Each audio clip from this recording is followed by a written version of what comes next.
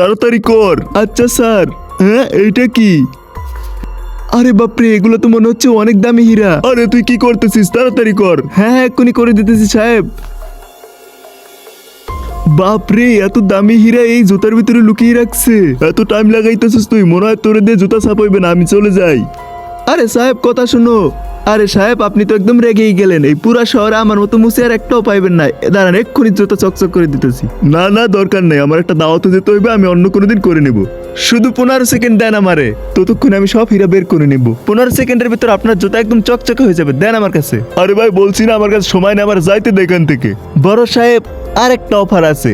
আপনি দাওয়াতে যাইতেছেন না, আমার কাছে একদম পিওর ভালো ব্র্যান্ডের সুন্দর একটা জুতা পরে আছে, অনেক দামি।